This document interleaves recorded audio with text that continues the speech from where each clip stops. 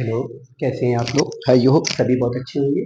चलिए चलते हैं अपने अगले क्वेश्चन पे। 28 नंबर का क्वेश्चन है आपका, और मैंने विवेक के अलावा 27 तक करवा रखे हैं। मैंने 26 तक करवाया था और 27 मैंने होमवर्क में दिया था, और मुझे किसी का कमेंट या मैसेज नहीं आया कि 27 क्वेश्चन में कोई डाउट बनेगा। तो आई होप, मुझे इतना पूर्ण विश्वास है आप लोग 27 कर चुके होंगे। ठीक है, 28 में क्या है, बड़ा अच्छा क्वेश्चन है, बोर्ड एग्जाम में आया हुआ क्वेश्चन है, और मोस्टली बच्चे इसको गलत भी कर देते हैं। देखो, ए कॉमा बी और सी तीनों पॉजिटिव नंबर हैं। ए बी सी तीनों पॉजिटिव नंबर हैं, और तीनों जो नंबर हैं वो किसी गुणोत्तर श्रेणी के पीमे पद और क्यूमे पद और आरमे पद को रिप्रेजेंट करते हैं। जो स्मॉल ए है वो गुणोत्तर श्रेणी का पीमा पद है, स्मॉल बी है वो क्यूमा पद है, और स्मॉल आर है जो, सॉरी, स्मॉल ए पीमा पद है, स्मॉल बी क्यूमा पद है, स्मॉल सी आरमा पद है। स्मॉल ए पीमा पद, स्मॉल बी क्यूमा पद, स्मॉल सी आरमा पद है किसी गुणोत्तर श्रेणी का। तो उसके लिए मुझे इस कंडीशन को प्रूव करके जीरो दिखाना है, मतलब इस डिटरमिनेंट को प्रूव करके जीरो लाना है। तो यहाँ पर थोड़ा जीपी को हम समझेंगे। हमने मान लिया, माना जीपी में पहला पद, कौन सा पद? पहला पद मैंने माना कैपिटल ए, और जीपी में हमने सार्व अनुपात, अनुपात को माना मैंने कैपिटल आर। क्या माना? Capital R.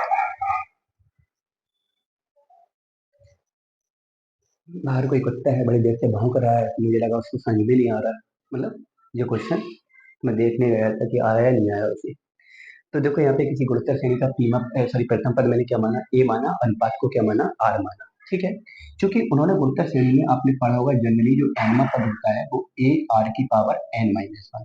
वैसे आप लोगों ने बेसिकली जो फॉर्मूले पढ़े होंगे उसमें स्मॉल ए और स्मॉल आर का यूज किया होगा यहाँ पे क्लास 11 में, लेकिन स्मॉल ए और स्मॉल आर क्वेश्चन में इन्वॉल्व है, तो इसलिए मैंने यहाँ पे रिप्रेजेंटेशन बदल दिया, यहाँ पे कैपिटल ए और कैपिटल आर कर दिया। ठीक है, कोई दिक्कत नहीं, वो तो रिप्रेजेंट करने का तरीका है। आप स्मॉल ए भी बोल सकते हो, स्मॉल आर भी बोल सकते हो, लेकिन कंफ्यूजन हो जाएगी क्योंकि स्मॉल ए सवाल में पहले से है, तो मैंने इसको थोड़ा सा चेंज कर दिया। ठीक है, चलिए अब देखो यहाँ पे, तो ये एनवा पद होता है ए आर की पावर एन माइनस वन। अगर मैं यहाँ से पीमा पद बनाऊं, तो यहाँ पे मैंने मान लिया, माना जीपी में कौन सा टर्म्स? फर्स्ट टर्म, इसको हिंदी में क्या बोलेंगे? पहला पद कैपिटल ए है, और जीपी में जो आपका कॉमन रेशियो है वो मैंने कैपिटल आर माना है। ठीक है, तो इसका जो पीमा पद हुआ इस फॉर्मूले के हिसाब से क्या होना चाहिए? ए आर की power P minus one implies, तो ए आर की पावर पी माइनस वन। ठीक है, और जो पीमा पद है वो क्या है? स्मॉल ए है। चलिए, पीमा पद क्या है? स्मॉल ए, तो स्मॉल ए बराबर आ गया ए आर की पावर पी माइनस वन। ऐसे मैं अगर क्यूमे पद की बात करूंगा तो ए आर की पावर क्यू माइनस वन, और क्यूमा पद क्या है? बी, तो मैं बोलूंगा बी बराबर ए आर की power Q minus one. A R की पावर क्या? Q minus one. और ऐसे में आरमी पद की बात करूंगा तो ए आर की पावर आर माइनस वन। तो यहाँ पे आरवा पद कितना है? सी है, तो सी बराबर हो जाएगा ए आर की पावर आर माइनस वन। थोड़ा यहाँ पे समझना है, जीपी का यूज है, गुणोत्तर श्रेणी का यूज है। पीमा पद इस फॉर्मूले से फॉर्मूला बना दिया क्यूमा पद का और आरवी पद का। पीमा पद कितना है? स्मॉल ए है, क्यूमा पद बी है, आरवा पद क्या है आपका? सी है। तो ए का मान आ गया, बी का मान आ गया, और सी का मान आ गया। तो यहाँ तक तो क्लियर होगा। अब जो एबीसी के जो मान निकल के आए हैं, ठीक है, जो एबीसी का मान निकल के आया है, तो मैं क्या करूंगा? अब यहाँ पे क्या करूंगा? इसका लेफ्ट हैंड साइड उठाऊंगा। ठीक है, यहाँ पे क्या करूंगा? लॉग। यहाँ पे स्मॉल ए का मान क्या है? ए आर की पावर कितना? P minus one. यहाँ पे क्या है? लॉग ए आर की पावर क्यू माइनस वन। यहाँ पे कितना है? लॉग ए आर की पावर आर माइनस वन। यहाँ पे क्या है? P Q R one one one. ठीक है, तो मैंने क्या किया? यहाँ पे ए बी सी की वैल्यू को पुट किया। ठीक है, लॉग में आप लोगों ने पढ़ा होगा लॉग एम इंटू एन बराबर होता है लॉग एम प्लस का लॉग एन। ठीक है, लॉग एम प्लस का लॉग एन। चलिए, अब देखो मैं क्या करूंगा? इसको मान ले रहा हूँ एन, और इस पूरे को मान ले रहा हूँ एन, तो मैं इसका ब्रेकअप कर दूंगा फॉर्मूले से। तो log A plus log are की पावर पी माइनस वन। यहाँ पे भी लॉग ए लॉग आर की पावर कितना? क्यू माइनस वन, और log A plus log are की पावर आर माइनस वन। यहाँ पे कितना है? पी है, यहाँ पे क्या है? क्यू है, तो यहाँ पे क्या है? आर है। One one one.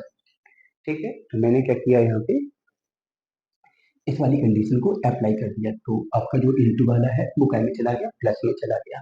मैंने डिटर्मिनेंट में ब्रेकअप रूल बताया था, मतलब किसी रो या कॉलम के रिस्पेक्ट हम डिटर्मिनेंट को ब्रेक कर सकते हैं। तो मैंने इस कॉलम के रिस्पेक्ट डिटर्मिनेंट को दो भागों में ब्रेक किया। दो भागों में मतलब कैसा, एक डिटर्मिनेंट अलग बनाया और इन दोनों एलिमेंट के बीच में क्या है, प्लस, तो बीच में प्लस लगा के दूसरा डिटर्मिनेंट हमने अलग बनाया। ये प्रॉपर्टी थी यहाँ पे डिटर्मिनेंट में। तो मैंने पहला एलिमेंट पहले डिटर्मिनेंट को दे दिया, यहाँ पे log a लिख दिया, यहाँ पे भी log a लिख दिया, यहाँ पे भी log a लिख दिया। दूसरा एलिमेंट दूसरे डिटर्मिनेंट को लिख दिया, तो log r की पावर p-1 और log r की पावर q-1 और log r की पावर r-1। ठीक है, तो पहला एलिमेंट पहले डिटरमिनेंट को दिया, दूसरा एलिमेंट दूसरे डिटरमिनेंट को दिया। ठीक है, तो मैंने किसके रिस्पेक्ट ब्रेकअप किया, C1 के रिस्पेक्ट। तो C1 के एलिमेंट में बंटवारा हो गया, C2 क्यों के क्यों, P Q R 1 1 1, यहाँ पे P Q R 1 1 1। ठीक है, इसके बाद यहाँ से कॉमन कितना आया, log A। ठीक है, तो यहाँ हो गया 1 1 1 P Q R 1 1 1। ठीक है, अब इसके बाद क्या करूंगा, प्लस, यहाँ पावर आगे आती है लॉग में, आपने पढ़ा होगा लॉग एन की पावर एन को क्या लिख सकते हैं, एन लॉग एन। पावर कहाँ जाएगा, बाहर, तो यहाँ पे हो जाएगा p-1 log are q-1 log are और r-1 लॉग आर, और यहाँ पे कितना है, p q r 1 1 1। ठीक है, तो इतना क्लियर है आपका। अब देखा जाए यहाँ पे तो दो कॉलम कैसे हैं, समान है। अगर दो कॉलम समान है तो डिटरमिनेंट की वैल्यू कितनी हो जाएगी, जीरो। तो ये वाला मामला तो कितना हो गया, जीरो। मैं इसमें ही छोड़ रहा हूँ, ये वाला मामला कितना हो गया आपका, जीरो। ये वाला मामला हो गया जीरो, खत्म। क्योंकि दो कॉलम समान है, दो रो या दो कॉलम समान हो तो डिटरमिनेंट की वैल्यू कितनी हो जाती है, जीरो। जब ये जीरो होगा तो इसका प्रोडक्ट मिला के भी पूरा कितना हो जाएगा, जीरो। यहाँ से लॉग आर कॉमन आ गया दूसरे वाले से, तो मैंने log r कॉमन ले लिया, यहाँ बचा p-1 q-1 और r-1। यहाँ पे p q r 1 1 1। ठीक है, यहाँ तक क्लियर होगा। अब मैंने क्या किया, यहाँ की बात प्रॉपर्टी का यूज और कर दिया। क्या प्रॉपर्टी यूज की, मैं यहाँ लिख दे दूँ थोड़ा जगह काम को, C1 changes to C1 minus C2 plus C3। C1 में C2 को घटाया और C3 को जोड़ा, C1 में C2 को घटाया C3 को जोड़ा, तो p-1 में p घटाया 1 जोड़ा, सब कैंसिल होके कितना हो गया, जीरो। ऐसे इन तीनों के साथ जीरो, इन तीनों के साथ जीरो। यहाँ पे p, सॉरी, क्यू आर 1 1 1। ठीक, तो ये पूरा कॉलम क्या है, जीरो। तो इसे डिटरमिनेंट की वैल्यू कितनी हो जाएगी, जीरो हो जाएगी। तो ये बड़ा मजेदार क्वेश्चन है, एक बार हम चीजें रिपीट कर दे रहे हैं। एक कोई गुणोत्तर श्रेणी के ई में पद का मान दिया गया ए, क्यू में पद का मान दिया गया बी और आर में पद का मान क्या दिया गया, सी। मैंने गुणोत्तर श्रेणी के प्रथम पद को कैपिटल ए, अनुपात को कैपिटल आर माना। इससे मैंने तीनों पद का फॉर्मूला लगाया, जो जनरली एनवी पद का फॉर्मूला होता है, जो मैंने शुरुआत में बताया है। क्यू में पद का फॉर्मूला लगाया, आर में पद का फॉर्मूला लगाया, जिससे मैंने स्मॉल ए स्मॉल बी स्मॉल सी का मान निकाला। वो तीनों वैल्यू मैंने यहाँ पुट की, पुट कर दी। पुट करने के बाद लॉग में इंटू वाला प्रॉपर्टी लगा के उनको मैंने प्लस में लिखा। फिर मैंने लॉग को ब्रेकअप कर दिया, सॉरी डिटरमिनेंट का क्या कर दिया, ब्रेकअप, मतलब दो भागों में, पहले कॉलम के रिस्पेक्ट। तो पहला एलिमेंट पहले डिटरमिनेंट को मिला, दूसरा एलिमेंट दूसरे डिटरमिनेंट को मिला। इसके बाद मैंने क्या किया, यहाँ से log a कॉमन ले लिया और यहाँ से क्या किया, पावर को आगे लाए। log a कॉमन लेने के बाद दो कॉलम सेम है तो ये जीरो हो गया। यहाँ से log r कॉमन ले लिया तो p-1 q-1 r-1 बचा, p q r बचा, 1 1 बचा। इसमें मैंने प्रॉपर्टी लगा दी, तो पहला कॉलम कितना हो गया आपका, जीरो। तो डिटरमिनेंट की वैल्यू कितनी है, जीरो। तो जे भी जीरो था और जे भी जीरो था, टोटल आपका जीरो ही आया।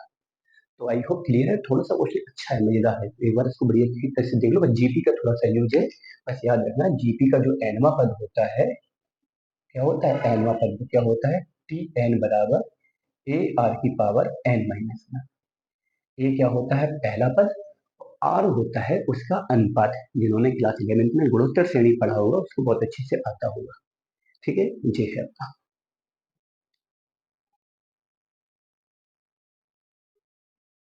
चलिए अगला क्वेश्चन देखिए, 29 नंबर का क्वेश्चन है। ये भी बड़ा इंपॉर्टेंट क्वेश्चन है, important in the sense, important तो सारी क्वेश्चन है। ये क्वेश्चन इंपॉर्टेंट कहने का मेरा कि मेरा मेरा इतना मतलब है कि ये क्वेश्चन थोड़े से अलग है, मतलब और क्वेश्चन की अपेक्षा के। ऐसे क्वेश्चन अगर पेपर में आ जाते हैं तो गलत होने के चांस थोड़े बढ़ जाते हैं।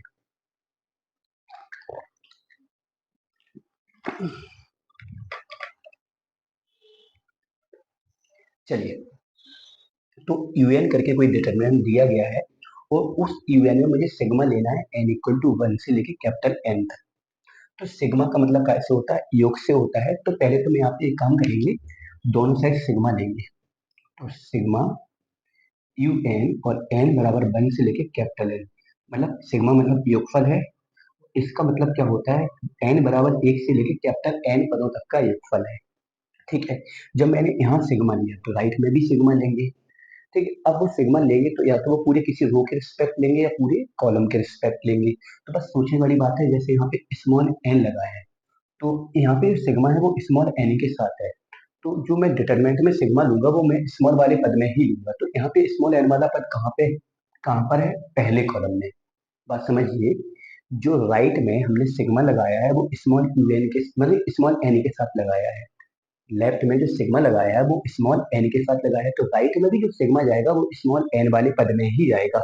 और स्मॉल एन वाला पद कहाँ है, पहले कॉलम में। तो यहाँ पे सिग्मा ले लो, sigma N, N equal to 1 से capital N, sigma N square N equal to 1 से कैपिटल एन, ऐसे sigma N cube N equal to 1 से कैपिटल एन।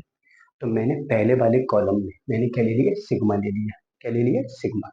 चलिए यहाँ पे कितना है, जो कि 1 2n प्लस 1 और यहाँ पे 3n स्क्वायर, यहाँ पे कितना 5, यहाँ पे 2n प्लस 1, यहाँ पे 3n।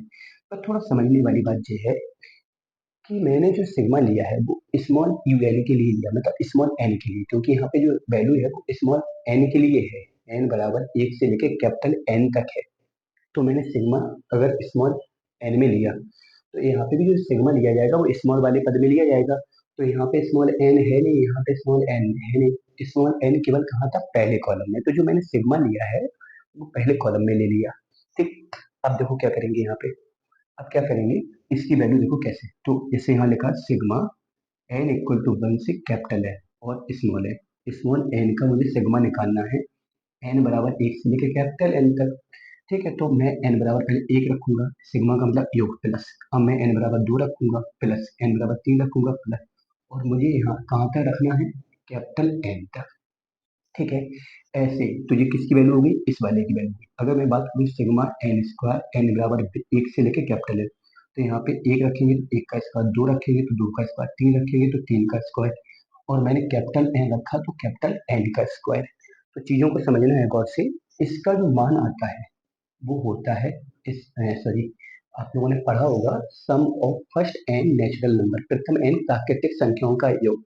जब मैंने क्लास 11th में आप लोगों ने कहीं भी मुझसे या कहीं और भी आप लोगों ने स्पेशल सीरीज पढ़ी होगी, तो स्पेशल सीरीज में आप लोगों को पढ़ने को मिला होगा एन प्राकृतिक संख्याओं का योग होता है एन, एन प्लस 1 अपॉन 2। उनके वर्गों का योग होता है एन, एन प्लस 1, 2n+1/6। ऐसे इस वाले की बात करेंगे हम, सिग्मा एन क्यू, एन बराबर 1 से कैपिटल एन। तो इसका मतलब हुआ 1 का क्यू, 2 का क्यू, यहाँ पे क्यू करके ऐड करना, क्यू करके ऐड, सिग्मा है तो ऐड तो करना ही है। ठीक है, तो इसका होता है एन स्क्वायर एन प्लस 1 का होल स्क्वायर अपॉन 4। ठीक है, तो ये सारी की सारी वैल्यू आपके पास है, सिग्मा एन का है, सिग्मा एन स्क्वायर का है, सिग्मा एन क्यू का है। वो वैल्यू हम यहाँ पुट करेंगे। और ये थोड़े क्वेश्चन थोड़े वैसे हैं, लेंदी टाइप के हैं, तो अगर किसी को किसी स्टेप में कोई दिक्कत होती है तो बाई कॉल या बाई मैसेज मुझसे आप इसको डिस्कस कर सकते हो। ठीक है, क्योंकि मजेदार क्वेश्चन है ये आपके। तो मैंने क्या किया, यहाँ पे सिग्मा एन की वैल्यू रखी कितनी है, एन, एन प्लस 1 अपॉन 2, और मैंने एन स्क्वायर को रखा तो क्या है एन, एन प्लस 1, 2n+1/6, और मैंने इसकी वैल्यू रखी तो कितना है एन स्क्वायर एन प्लस 1 का होल स्क्वायर अपॉन 4। मुझे लग रहा है काफी नीचे चला गया, नहीं गया, चलो ठीक है, हो गया, यहाँ तक काम चल गया। यहाँ पे कितना है 1 है, यहाँ 2n+1 है, यहाँ पे 3n स्क्वायर है, यहाँ 5 है, यहाँ 2n+1 है, और यहाँ पे 3n है। ठीक है, तो मैंने इन तीनों की वैल्यू को पुट कर दिया, बस केवल खेल यहाँ तक था। सिग्मा ले लिया हमने, सिग्मा कहाँ लिया, पहले वाले कॉलम में। पहले वाले कॉलम में क्यों लिया, क्योंकि जो स्मॉल एन है वो पहले वाले कॉलम में है। ठीक है, तो यहीं तक का खेल था आपका। अब इसके बाद सब बड़ा सिंपल सा खेल है। क्या सिंपल सा खेल है, वो यहाँ पे देखो। देखो मैंने क्या किया, इस वाले कॉलम से, पहले वाले कॉलम से मैंने पहले वाले कॉलम से एन कॉमन ले लिया और एन प्लस वन कॉमन ले लिया और 1/2 कॉमन ले लिया। ठीक है, पहले वाले कॉलम से तो एन चला गया, एन प्लस वन चला गया, अपॉन वाला 2 चला गया, तो यहाँ बचा 1। यहाँ से एन चला गया, एन प्लस वन चला गया, अपॉन से 2 चला गया, तो यहाँ बचा 2n प्लस 1/3। एन चला गया, एन प्लस वन चला गया, तो क्या बचा एन और एन प्लस वन, अपॉन से 2 चला गया तो केवल 2 बचा। 4 था ना, तो 2 चला गया तो केवल क्या बचा 2 था। देखो मैंने पहले कॉलम से n कॉमन लिया, n प्लस वन लिया, अपॉन से 2 लिया। ठीक है, यहाँ पे कितना है 1, यहाँ पे कितना है 2n प्लस वन, यहाँ पे 3n², यहाँ पे 5, यहाँ पे कितना है 2n प्लस वन और यहाँ पे कितना 3n। चलिए अब मैं क्या करने वाला हूँ, समझना गौर से। इस दूसरी रो से देखो बाहर क्या है n प्लस वन अपॉन 2 है आपका। ठीक है, मैंने दूसरे वाले रो से कॉमन क्या ले लिया आपका n प्लस वन, और तीसरी वाली रो से कॉमन ले लिया मैंने n।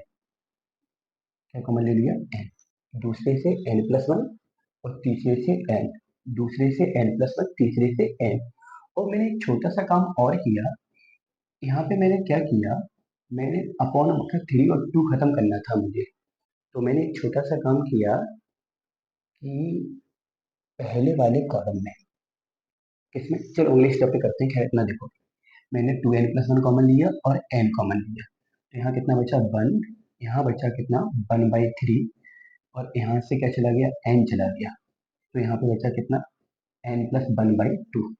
यहाँ कितना बचा 1 जो कॉमन चला गया, यहाँ से n चला गया तो कितना बचा आपका 3n बचा, यहाँ 5 है, यहाँ से ये कॉमन चला गया तो यहाँ पे 3 बचा। एक बार और समझ लो, यहाँ पे ये वाला स्टेप थोड़ा सा कंफ्यूज हो रहा होगा। यहाँ से मैंने 2n प्लस वन कॉमन ले लिया, तो पहला वाला हो जाऊँ कहता हूँ, दूसरे वाले से मैंने 2n प्लस वन कॉमन लिया। कॉमन कितना लिया मैंने 2n प्लस वन, दूसरे वाले से, दूसरे वाले से कॉमन क्या लिया 2n प्लस वन, तो यहाँ पे 1/3 बचा, यहाँ 1 बचा, यहाँ 1 बचा।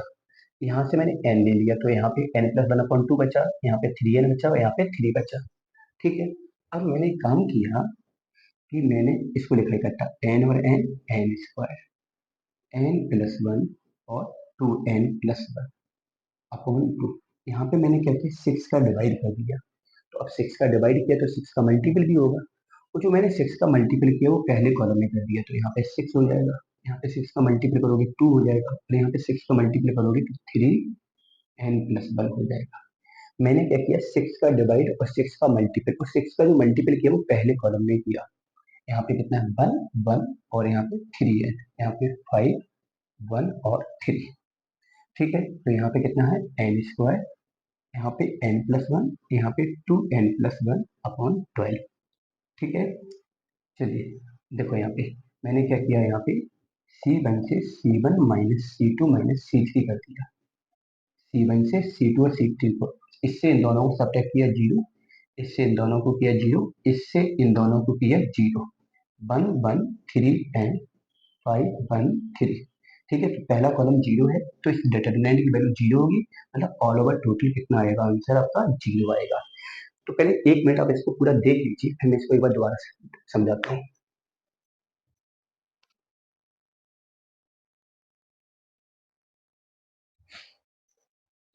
एक बार देख लीजिए पूरा क्वेश्चन। देखो क्या था, यूएन बराबर आपका ये डिटरमिनेंट दिया गया था, इसका मुझे सिग्मा निकालना था, सिग्मा मतलब योग। तो यूएन के साथ जो एन लगा है वो स्मॉल एन है, तो मुझे जो सिग्मा लेना है वो स्मॉल एन के साथ लेना है। ये बात तो क्लियर होगी, इसने कर दी, जो मुझे फाइंड आउट करना है उसने क्लियर कर दिया कि जो मुझे सिग्मा लेना है वो स्मॉल एन के लिए लेना है। तो मैंने इसके लेफ्ट में सिग्मा लिया, राइट में जो सिग्मा लिया, तो मैंने देखा कि पहला कॉलम था उसमें क्या था स्मॉल एन वाले पद थे, पहले वाले में मैंने क्या ले लिया सिग्मा ले लिया, बाकी दोनों को मैंने ज्यों के त्यों नोट कर दिया। इसके बाद इसको मैंने अभी डिस्कस करके बताया था, जब मैंने यहाँ पे n की वैल्यू 1 2 3 4 ऐसी पुट की तो ये बन गया था 1 + 2 + 3। तो ये n प्राकृतिक संख्याओं का योग बन गया था, जो उनके वर्गों का योग बन गया था, जो उनके घनों का योग। और क्लास 11 पे चैप्टर है some special series, some special series, उसमें आप लोगों ने पढ़ा होगा कि कैसे इनका योगफल ज्ञात किया जाता है। तो ये उसी के फॉर्मूले हैं, प्राकृतिक संख्याओं का योग, ये उनके वर्गों का योग, ये उनके घनों का योग। इसके बाद मैंने क्या किया कि पहले वाले कॉलम से मैंने n और n प्लस वन कॉमन ले लिया, पहले वाले कॉलम से n+1 कॉमन ले लिया और अपॉन से 2 कॉमन ले लिया।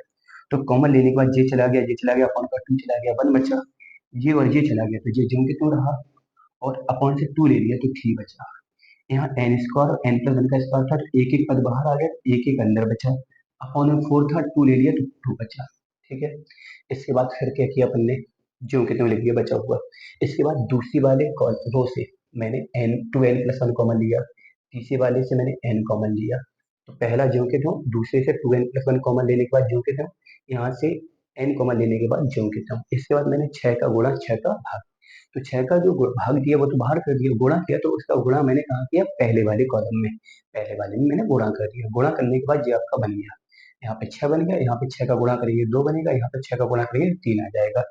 इसके बाद मैंने पहले वाले कॉलम से बाकी 2 कॉलम को घटा दिया, सब्ट्रैक्ट कर दिया। तो पहला वाला कॉलम क्या हो गया, 0 0 0। तो इससे आपका वैल्यू निकल के कितना आ गया, 0 हो गया। तो आई होप ये वाला क्वेश्चन क्लियर होगा। तो आज के दोनों क्वेश्चन थोड़े से लेंथी थे, तो चलिए दोनों क्वेश्चन को लगाइएगा और मैं आज की क्लास को थोड़ा शॉर्ट रखूंगा। ठीक है, वैसे आज की क्लास आनी नहीं थी क्योंकि आज संडे था, मैं आज की क्लास लेने के मूड में भी नहीं था, लेकिन मैं थोड़ा सा सिलेबस को करवाना चाहता हूँ। मैं चाहता हूँ कि आपका मई तक आपका एक बुक पूरा खत्म हो जाए। ठीक है, चलिए मिलते हैं नेक्स्ट लेक्चर में।